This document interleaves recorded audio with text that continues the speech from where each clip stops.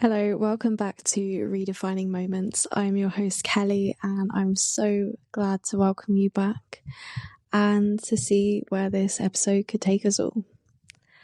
So on today's episode, I am about to talk about skincare, but it's not actually to do with skincare. It's the observation I've had with skincare. So I'm someone who doesn't follow skincare routines. I'm sorry, I will admit it. It really doesn't bother me. I'm very fortunate in my family, I think, to have fairly decent skin.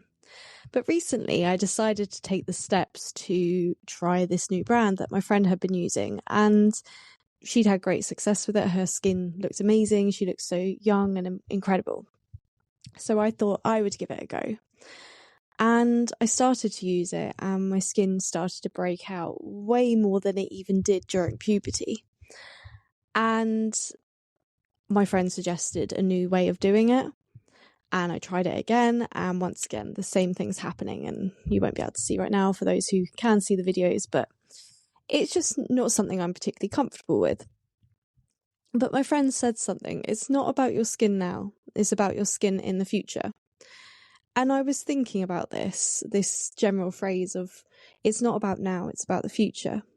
And I do find most of us will fall under one category. We'll either be the people that are constantly thinking about the future version of ourselves, or we'll be too busy focusing on what pleasures or joy or whatever we're getting out of this moment that we're not really bothered about how it impacts us in the future.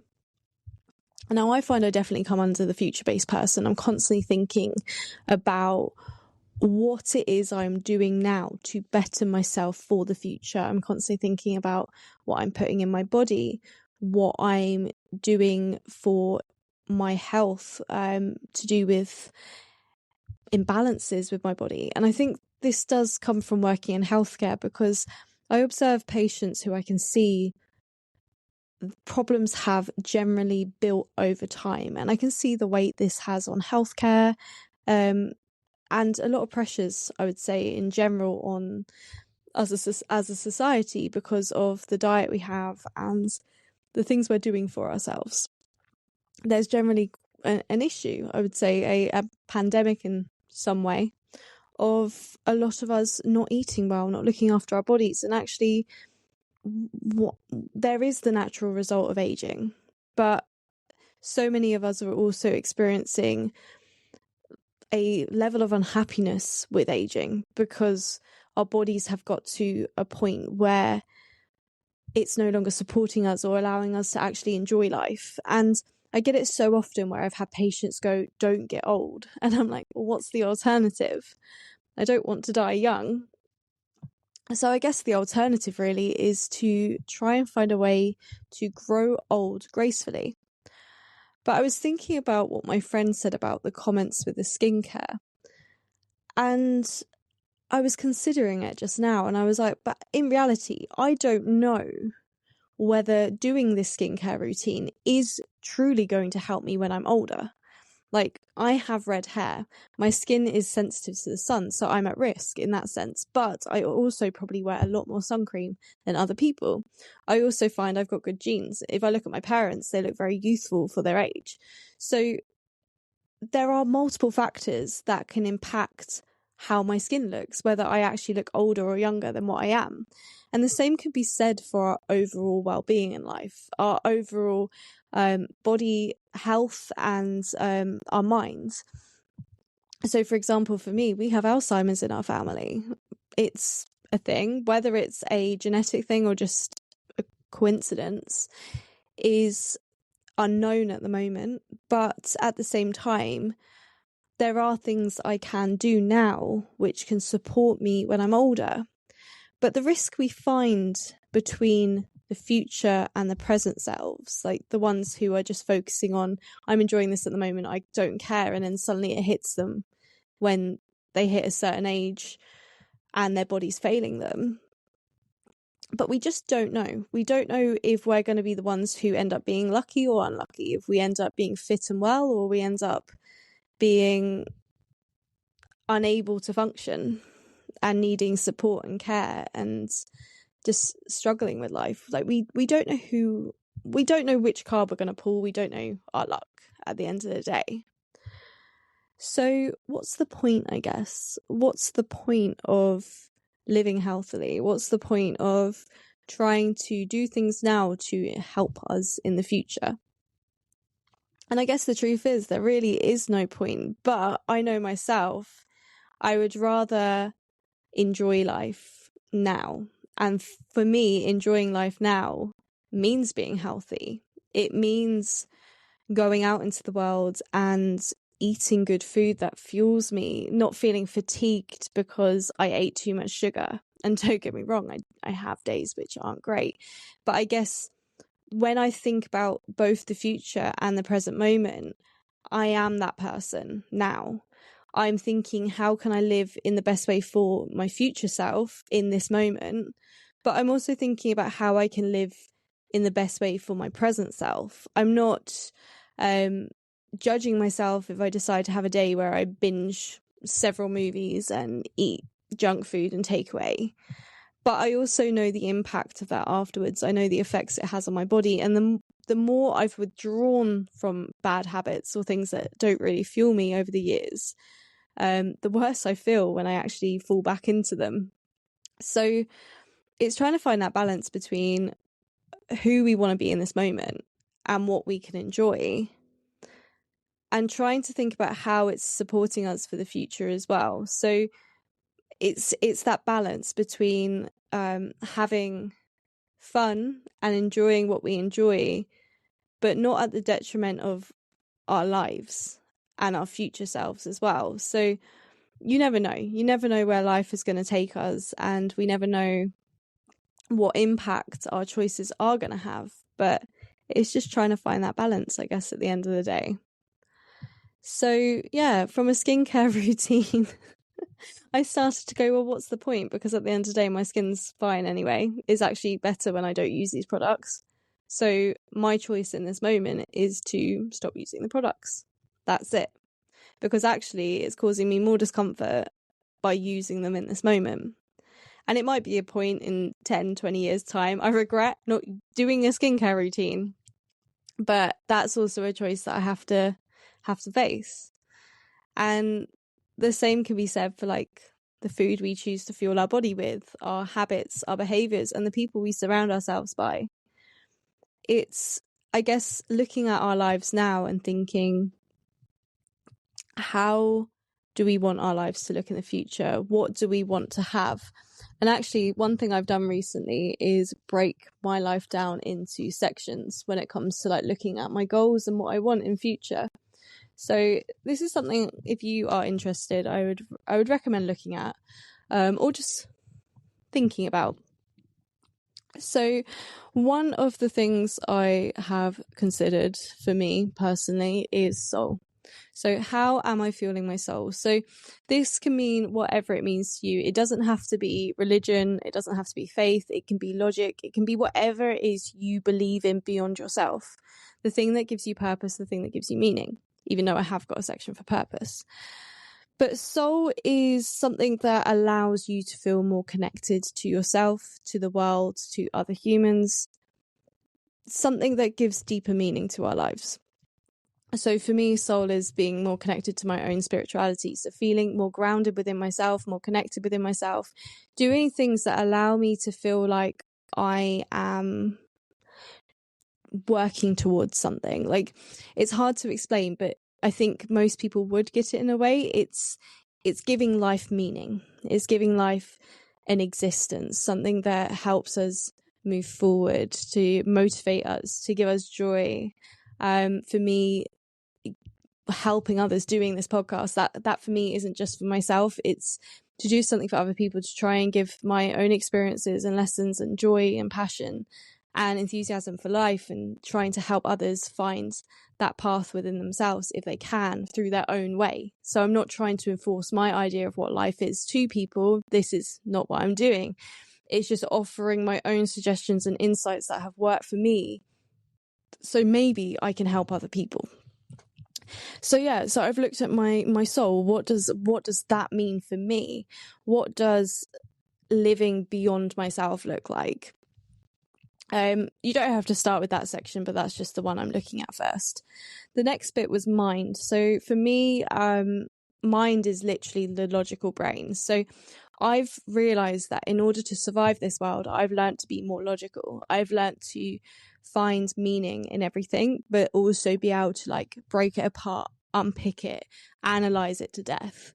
And actually what I've decided for myself is I need to take a step back from my mind and I need to live more in my body. So it's giving myself permission to move away from that and find ways of channeling my mind in a way that embodies it rather than it gets me stuck in that logical loop. So for me, that is my mind, and it's giving you the option to look at your own mind. So what would that mean to you? So what I'm trying to do with these areas of my life is I'm trying to look at the different factors of my life that are important to me. So when we look at brain health, one really important factor is focused attention. So something you could focus your attention on. So are you stimulating your mind every day? Are you doing something that causes you to think more deeply or actually challenges your brain a bit? So when we were at school, obviously we had different lessons, different topics. We were moving from class to class to class often, depending on what schooling system you were brought up in.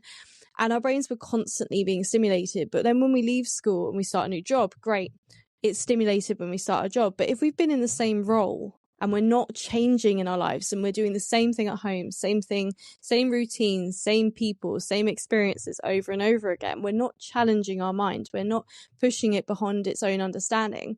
So what is it you're doing in your life currently that is allowing you to push beyond your own understanding or challenge your mind? And what is it you can do more of? Is there something that you are lacking at the moment in your life that you might want to push beyond? So I guess that's what I'm trying to explore in mind for me, and that's my own area of work. The next part is body, but movement. So how much am I moving my body? Am I doing something that I generally enjoy when it comes to movement? Like, if anyone knows me, someone called me a movement queen this year, and I love that title. That is probably a title that describes me. I love movement. I love anything that allows me to challenge and explore my body. And I think there's something about like the last couple of years where I've kind of let that inner child out, and I'm kind of like, right, let's just see how I can run around and do cartwheels and play. I let my inner child out again. And that's brought me so much more joy and so much more happiness. And play and joy are a big part of our brain health as well. So what are you doing that brings you joy and allows you to play? How can you reenact that inner child? Is there something you used to do as a child, whether it's just flapping your arms around or crazy? Like, is there something you used to do that brings you absolute joy in doing it? Then just maybe do more of it, or find ways of like exploring other routes that are maybe similar. But find a way to move your body with joy, with curiosity, with exploration, and figure out what you might be good at. It might be at the moment you can't move, but is there a challenge you want to offer yourself where you might be able to move a bit more, whether it's like doing 10 steps a day and seeing if you can do 20 steps a day. So just building towards something and giving yourself something to look forward to when it comes to exploring what your body can do, because there's something really exciting about getting up and going, oh wow, my body's actually really strong now, or I didn't realize I can do that, and I did. I found that when doing headstands. I got obsessed with doing headstands a few years back, and it was all because my friend showed me how to do a headstand, and I did it, and I was like, oh wow, I can actually do that. And then as time has gone on, I've started to explore what I'm capable of doing when it comes to a headstand, and actually I can do quite a lot now, to the point it's become a thing that wherever I go, whether it's like abroad or somewhere, I do a headstand, and that's just my thing now. But it's just giving yourself an opportunity to figure out like, how do you like to move? Find joy in it, because I think it doesn't have to be structured. It doesn't have to be like a prescription. Just moving our body can offer us so much. I think this summer I haven't actually used my gym membership for almost a year. Probably used it 5 times this year, and I'm still paying, so maybe I should sort that out at some point. But I am still paying for a gym membership, but the reality is I haven't needed it because I've been exploring in other ways. I've been seeing what my body can do, and it's allowed me to like meet so many incredible people and find so many new ways of like challenging myself and having fun and just getting outside and connecting with people. Like even I was at Into the Wild this year, which is a conscious festival. And what was really beautiful is I was doing something that I guess I did as a child, where I was going up to people and I was like, can I play with you? And as an adult, it probably does sound worse than it actually is. But the truth is, I was literally going up to them and being like, can I have a go with the hoops you've got hanging on that tree and flip myself? Like, it was calisthenics. It was a form of calisthenics, but there was a group of people who were doing all these things, like flipping themselves, doing like aerial stunts. And I was like, can I play? Can I join you? Can I explore this? And I remember thinking back to when I was a child, and I think when I used to ask people that, there was a point where it was genuine, can I play because I want to explore this thing? And then there was a point that it almost was like permission to be liked, permission to be validated by another person. So what was really beautiful is I was just going up to these group of strangers and just saying, can I join you? Can I explore with you? Because this is really fun and I really want to give it a go. And it was amazing because we were all cheering each other on, and we were all able to offer different skills and strengths from our different backgrounds and the different things that we try. And it was a really wonderful moment. So it doesn't just give you the opportunity to like explore what you're capable of. What I found really beautiful is it's allowed me to meet so many different people and find new ways. And I think sometimes as well, it just brings joy to others. I'm really fortunate to live near the sea, and we have a very open green. And some people have just smiled with joy watching me and friends run around with a tennis ball, or like doing flips and tricks and stuff like that. So you can bring joy to others just by showing them how to have fun again and how to play. And I think that's what can often get us stuck when it comes to movement. The other thing I had was body nutrition. So how are you nourishing your body to fuel it in the best way possible? How are you giving your body all that it needs when it comes to nourishment? Are you eating the right foods for yourself? So one of the things I've learned is certain foods do not support me. They either make me more tired or they generally hurt my stomach. And actually, the more in tuned you are, the more you can start eating foods that energize you and support you. But also, are you like me, maybe, where I'm one of those people that forgets to eat? I know that is shocking to most people, but I can get so hyper fixed on something. Like right now, I can be recording this and then suddenly I'd be shaking because I'm like, oh my God, I haven't eaten. And it's because I get so excited and energized by the things that I'm doing that I don't always need to eat.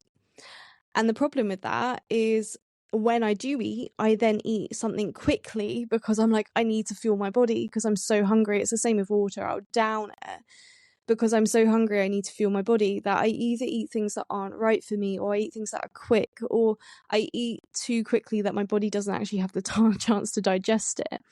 And it can be the same the other way as well, like eating too much. Like, are we putting food in our body that actually nourishes us, or are we putting food in our body that causes us to be hungry more quickly?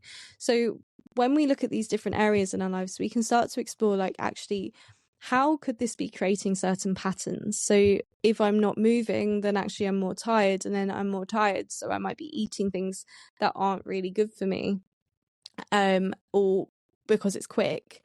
And then because of that, I'm more tired, and it just creates this vicious cycle. So we can start to like break down the patterns of our lives and actually go, are we fueling ourselves in the way, are we nourishing ourselves, the whole of ourselves, the whole picture of who we are, in a way that best supports us and gives us the best outcome in life? It gives us the best lease of life. Do we have that energy to be able to go out and try that movement? So do you see what I mean? What I'm trying to create here is this idea of ourselves as a whole and how we can actually be supporting ourselves. And that's the thing I've started to question. How am I nourishing myself? And what is it I can do to make it easier for myself to make those choices, those good food choices that I know will make me feel 10 times better, that will help my skin, that will help me feel more energized, more vitalized, more alive? Because there are some foods I eat and I just feel like my soul is eating them. I'm like, oh my God, this is amazing. And they're the healthiest meals I have. They're literally like sometimes roasted potatoes, beetroot and hummus and halloumi and things like that. And I'm eating it like, oh my God, this is the best food ever. But I found the foods that are healthy and I really enjoy. And it doesn't have to be the standard tick box of healthy eating. Find the things that you really enjoy. Like for me, I know I love a variety of vegetables. Like I've literally got the whole kitchen sink in my food, you know what I mean? Like everything. I love to have variety. But I also know that doesn't work for everyone. So one thing I also looked into is Ayurvedic practice, and that's really interesting because it's food that helps. That's a form of medicine, so it's preventative medicine rather than actual, and I might be wrong, please research it yourself, but it's a form of preventative medicine. So rather than waiting to get sick and then trying to cover it up with drugs and things like that, you're actually fueling your body in a way that stops you from getting sick to begin with, or just strengthens your immune system, strengthens your body, nourishes it so it has the energy to fight off anything that comes its way. So we're setting our body up for success essentially. And for me, that gave me some real insights into like what I do like to eat.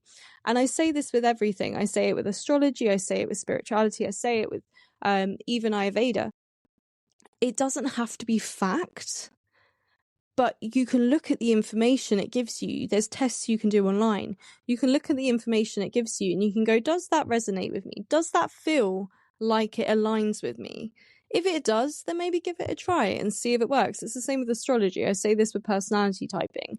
You don't have to, it doesn't have to be a tick box. This is me, I fit into this box. It's just information that allows you to understand yourself better.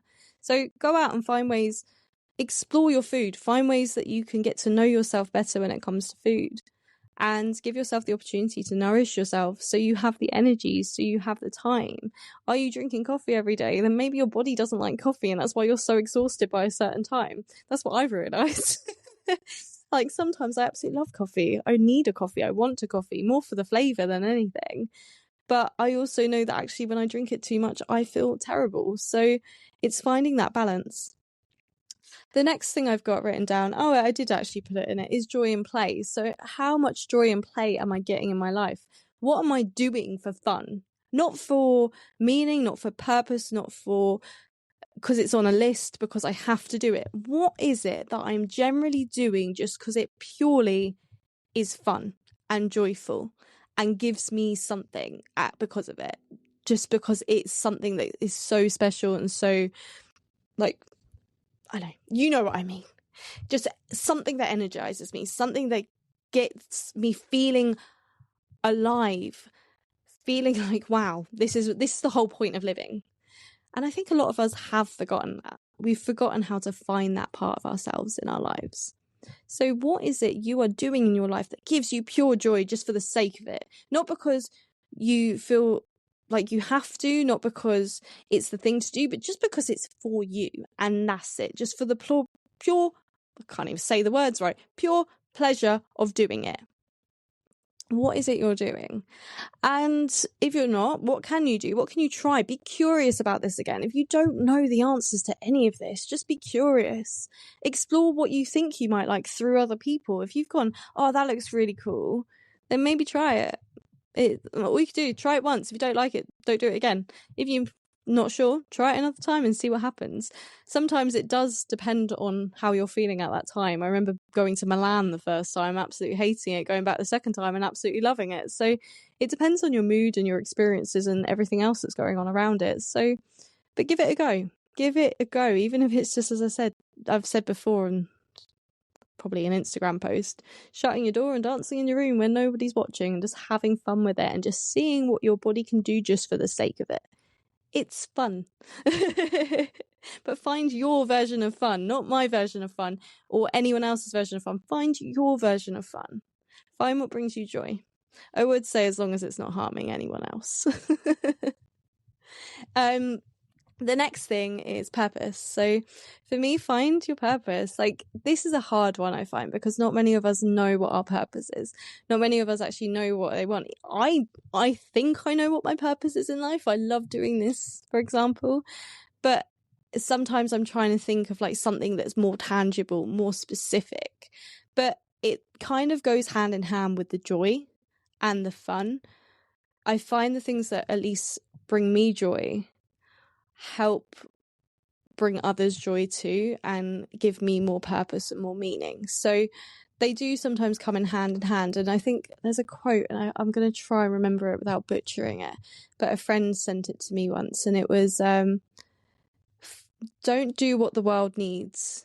Do what brings you joy, because the world needs more people that brings joy or has joy or something like that. And I find that so true. Like, I find when I light up, that's when I'm able to give so much more of myself to the world. And I find it's infectious. It's like a ripple effect. So find what brings you joy. And maybe through that path, you might find your purpose. You don't have to know your purpose, but do you have an inkling of what that might be? And if you do, what's the first steps you can start taking towards it? Even if it's something you do for free, like, what is the first step you can take? It doesn't have to be in replacement of your job. It can be something you do alongside it. So is there a way of stepping into that and finding your purpose and your meaning in this world? And then the last one I have, the last two actually, is connection to people. So for me, if you can't tell, I talk about my friends a lot in this podcast. And I'm probably going to be inviting them on to talk with me at some point.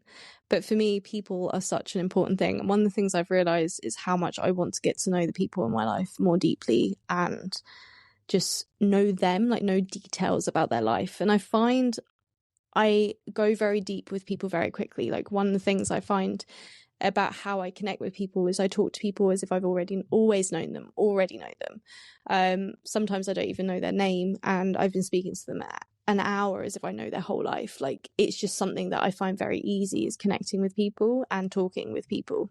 If you can't tell, I'm talking to myself right now, and it's easy. But what I'm trying to say here is, like, what is it about the connections around you that you want to work on? Or is it you want to find people who resonate with you in a certain way? You want to find people that align with you. You don't have to cut people out your life. Like, that's what I've realized. But it might be the case that you spend more time with people that fuel you rather than drain you. So what does your life look like in this sense? Are you surrounded by people that expand your mind, expand the other parts that I've suggested already, your spirituality, your soul, your mind, movement, nourishment, joy, play, purpose? Like, are there people that help you tap into those sides of yourself, or help you expand, or help you know more or understand more of yourself and the world around you, and just allow you to go deeper? Or are they keeping you stuck? And sometimes keeping you stuck is safe, it's secure, but are there some people maybe you can meet that help you go beyond that? And what is it you can do around your connections to strengthen them, or help you see more deeply into yourself? How can your connections be a reflection of yourself? And then I guess the last one I have for me is connection, which is presence. So in a world where there's so much distraction, we risk not being in the moment. We risk not noticing the beauty of life that surrounds us. Now, I think I didn't appreciate how easily this comes to me. So I was in the conservatory with my dad around Christmas, and we were talking, and then suddenly the music was playing in the background, and I noticed the lights were dancing to the music, and I found that absolutely brilliant. And I'm like, oh my God, the lights are dancing to the music. And it's something he didn't notice, because he was thinking about the logic behind it. He was thinking about, why is that? Once I pointed it out to him, but he sees the world very logically, which is his way of seeing the world, and it's beautiful in its own right. The thing I find, though, is I see the world through an artist's lens. I see the world as if I was going to take a photo. If I want to take a photo, how am I going to take it? What can I capture? I've mentioned in another episode about doing an art challenge and seeing suddenly the lights in the world and how it shines through, and just noticing it so much more. And then we did a shadow challenge recently, or silhouette challenge. And then suddenly I was noticing all the silhouettes. But I noticed that because of the way I create my hobbies, my interests, my passions, I think I notice these things in the world. Because I dance, I find rhythm in the world. I hear the beat in the background. I hear the music. I move to it. I find the rhythm.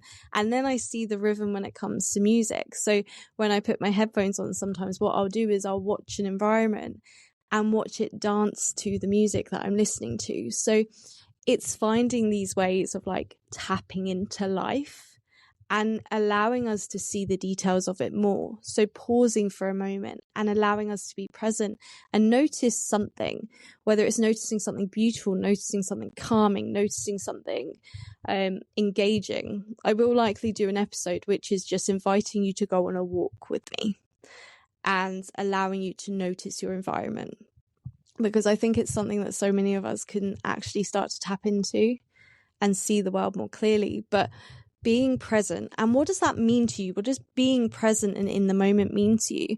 And what is it you feel you're missing that is causing you to want to escape from the moment? So what is it in your life that you feel you are currently missing that is causing you to distract or escape from the moment?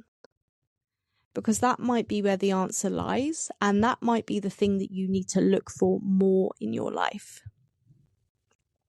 But these are the things and the areas that I am looking into in my own life. And the thing I've found is actually they are the sum of me, and they might be the sum of you too. And these are the components and areas where actually true growth is going to happen, because I'm able to see what is it in my life that I find really important within these areas, and how can I nourish myself in the best way possible that allows me to succeed, that allows me to feel as the best I could possibly feel. So it doesn't mean you have to get it right. It doesn't mean it has to be perfect. It doesn't mean that any of these areas have to align with you at all. They don't have to in any way, shape or form. But allow this to be an opportunity to reflect, to look more deeply, to maybe understand yourself a bit more, or start to question certain areas of your life and where you might be able to improve them for the now and for your future self. Because it's these moments, it's these small moments we take to look deeper, to understand ourselves more, and to live more in the joy, presence, and nourishment of a single moment. That's where change starts to happen. That's where happiness and fulfillment starts to happen, because we're taking notice of what we actually need and we're responding to it. So I'm going to leave you at that. I'm going to leave you in this space to think, to look more deeply, and to hopefully understand yourself that little bit more, to make life more happy and fulfilling. And if you like this episode, if you liked any of our other episodes, just give it a like, give it a comment, tell me what you might be working on within yourself. And if you think a friend might really benefit from this episode, send it their way, share the knowledge, share the experience, or tell them about your own journey. Allow these episodes to be the permission that you need to find more connection, find more joy, find more passion in the world, and to gift that to other people. Until next time.